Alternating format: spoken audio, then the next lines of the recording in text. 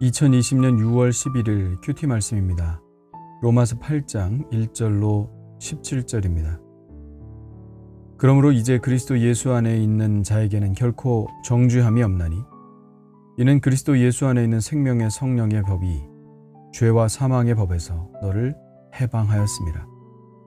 율법이 육신으로 말미암아 연약하여 할 수 없는 그것을 하나님은 하시나니 곧 죄로 말미암아 자기 아들을 죄 있는 육신의 모양으로 보내어 육신의 죄를 정하사 육신을 따르지 않고 그 영을 따라 행하는 우리에게 율법의 요구가 이루어지게 하려 하심이니라. 육신을 따르는 자는 육신의 일을, 영을 따르는 자는 영의 일을 생각하나니 육신의 생각은 사망이요 영의 생각은 생명과 평안이니라. 육신의 생각은 하나님과 원수가 되나니 이는 하나님의 법에 굴복하지 아니할 뿐 아니라 할 수도 없음이라. 육신에 있는 자들은 하나님을 기쁘시게 할 수 없느니라. 만일 너희 속에 하나님의 영이 거하시면 너희가 육신에 있지 아니하고 영에 있나니 누구든지 그리스도의 영이 없으면 그리스도의 사람이 아니라. 또 그리스도께서 너희 안에 계시면 몸은 죄로 말미암아 죽은 것이나 영은 의로 말미암아 살아있는 것이니라. 예수를 죽은 자 가운데서 살리신 이의 영이 너희 안에 거하시면 그리스도 예수를 죽은 자 가운데서 살리신 이가 너희 안에 거하시는 그의 영으로 말미암아 너희 죽을 몸도 살리시리라. 그러므로 형제들아 우리가 빚진 자로 돼 육신에게 져서 육신대로 살 것이 아니니라. 너희가 육신대로 살면 반드시 죽을 것이로되 영으로서 몸의 행실을 죽이면 살리니 무릇 하나님의 영으로 인도함을 받는 사람은 곧 하나님의 아들이라. 너희는 다시 무서워하는 종의 영을 받지 아니하고 양자의 영을 받았으므로 우리가 아빠 아버지라고 부르짖느니라. 성령이 친히 우리의 영과 더불어 우리가 하나님의 자녀인 것을 증언하시나니 자녀이면 또한 상속자 곧 하나님의 상속자요 그리스도와 함께한 상속자니 우리가 그와 함께 영광을 받기 위하여 고난도 함께 받아야 할 것이니라. 아멘.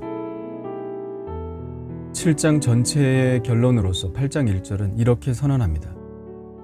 그러므로 이제 그리스도 예수 안에 있는 자에게는 결코 정죄함이 없나니 이는 그리스도 예수 안에 있는 생명의 성령의 법이 죄와 사망의 법에서 너를 해방하였음이라. 그리스도인들은 더 이상 죄와 사망의 법, 즉 율법의 지배하에 있지 않습니다. 율법은 정죄하는 법이므로 율법의 지배하에 있는 인간은 더 이상 정죄되지 않습니다. 이제 그리스도인들의 소속은 옮겨졌습니다. 그리스도인들은 새로운 법의 지배하에 들어갑니다. 그 법은 바로 생명의 성령의 법입니다. 우리의 육신은 죽었습니다. 세례를 받을 때 우리는 육신의 죽음을 선언했습니다. 우리의 육신이 죽었으므로 육신을 지배하는 법은 더 이상 우리에게 효력을 발생시킬 수 없습니다. 우리의 육신의 죽음으로 율법의 효력은 우리에게서 완전히 힘을 잃었습니다. 이 일이 어떻게 발생했습니까? 예수 그리스도께서 하셨습니다. 3절과 4절 말씀은 그것을 설명하고 있습니다.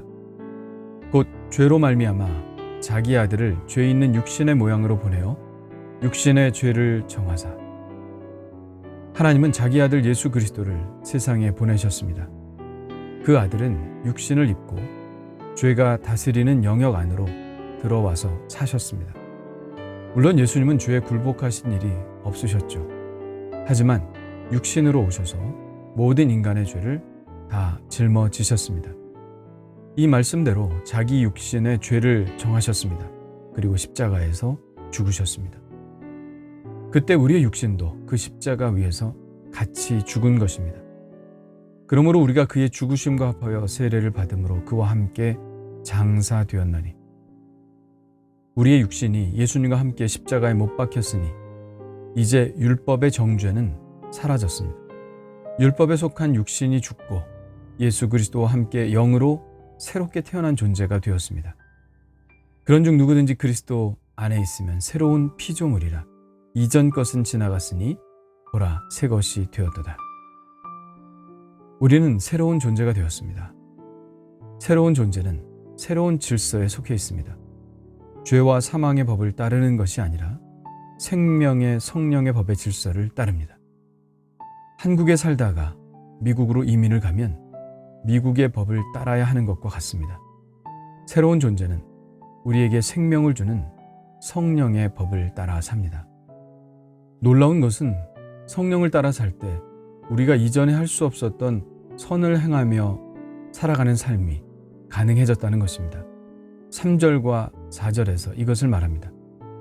율법이 육신으로 말미암아 연약하여 할 수 없는 그것을 하나님은 하시나니 육신을 따르지 않고 그 영을 따라 행하는 우리에게 율법의 요구가 이루어지게 하려 하심이라. 그렇습니다. 우리가 영을 따라 살 때 우리가 그렇게 할 수 없었던 하나님의 법을 성취하며 살아갈 수 있는 것입니다. 12절과 13절도 우리를 이렇게 격려하고 있습니다. 그러므로 형제들아 우리가 빚진 자로 돼 육신에게 져서 육신대로 살 것이 아니니라. 너희가 육신대로 살면 반드시 죽을 것이로되 영으로서 몸의 행실을 죽이면 살리니. 영을 따라 살아가는 것이 그리스도인의 승리의 비결입니다. 불신자들, 아니 율법적인 그리스도인들을 포함해서 그들과 참 그리스도인들을 구분짓는 것은 바로 성령의 내주입니다. 9절에 말씀합니다. 만일 너희 속에 하나님의 영이 거하시면 너희가 육신에 있지 아니하고 영에 있나니 누구든지 그리스도의 영이 없으면 그리스도의 사람이 아니라. 매우 레디컬하게 말씀하고 있죠. 그리스도의 영, 곧 성령이 자기 안에 없으면 아예 그리스도인이 아니라고 분명하게 못 받고 있습니다. 거룩한 성령이 우리 안에 계시다는 것은 우리가 율법의 모든 요구를 이루어 갈 수 있는 존재가 되었다는 희망 외에 우리에게 너무나 커다란 특권을 주는 것입니다. 첫째, 부활의 특권입니다. 11절에 말씀합니다. 예수를 죽은 자 가운데서 살리신 이의 영이 너희 안에 거하시면 그리스도 예수를 죽은 자 가운데서 살리신 이가 너희 안에 거하시는 그의 영으로 말미암아 너희 죽을 몸도 살리시리라. 예수님을 살리신 그 부활의 영과 우리 안에 거하시는 성령은 같은 분입니다. 예수 그리스도 안에서 역사하셨던 그 성령님이 우리 안에 계심으로 우리도 그 영으로 말미암아 부활할 것입니다. 둘째 특권은 하나님의 양자됨의 특권입니다. 14절에 말씀하고 있습니다. 무릇 하나님의 영으로 인도함을 받는 사람은 곧 하나님의 아들이라. 너희는 다시 무서워하는 종의 영을 받지 아니하고 양자의 영을 받았으므로 우리가 아빠 아버지라고 부르짖느니라. 성령이 친히 우리의 영과 더불어 우리가 하나님의 자녀인 것을 증언하시나니. 성령, 아들의 영, 예수의 영 다 같은 분을 말합니다. 예수의 영, 곧 아들의 영이 우리 안에 계시기 때문에 우리는 하나님을 아빠, 아버지라고 부를 수 있는 것입니다. 셋째는 상속자의 특권입니다. 17절입니다. 자녀이면 또한 상속자, 곧 하나님의 상속자요 그리스도와 함께한 상속자니 우리가 그와 함께 영광을 받기 위하여 고난도 함께 받아야 할 것이니라. 기나긴 논의 끝에 우리가 하나님의 자녀가 되었음을, 그리고 하나님의 나라의 상속자가 되었음을 이야기하고 있습니다. 참 긴 이야기였죠. 모든 사람이 죄인이고 하나님의 의로 의롭게 되었고 의롭게 된 자는 성령으로 난 자이고 성령으로 난 자는 결국 하나님의 자녀요 하나님의 나라를 유업으로 받는 상속자가 된다는 사실. 이 로마서의 기나긴 이야기의 결론을 오늘 우리가 보고 있습니다.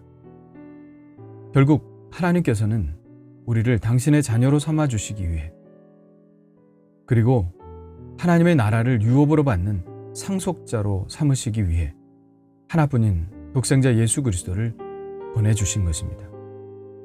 자격 없는 그저 죄인에 불과했던 우리에게 그 큰 특권을 주시기 위해 이 모든 일을 하신 것입니다. 할렐루야! 감사와 찬양을 주님께 드립니다. 만 입이 내게 있어도 주님께서 우리에게 베풀어 주신 그 크신 은총을 찬양할 것밖에 다른 것을 할 수 없음을 고백합니다. 주님, 죄된 육신을 십자가에서 죽이시고 성령을 따라 살아가는 새로운 존재가 되게 하여 주셔서 감사드립니다. 오직 성령을 붙들며 살게 하여 주옵소서. 매일 성령 충만하게 하시고 성령의 음성에 귀를 기울이게 하시고 성령의 인도하심에 민감할 수 있게 하시옵소서. 육신의 생각은 사망이요 영의 생각은 생명과 평안이라 하셨으니 이 생명과 평안이 나의 안에 늘 있게 하옵소서. 예수님의 이름으로 기도합니다. 아멘.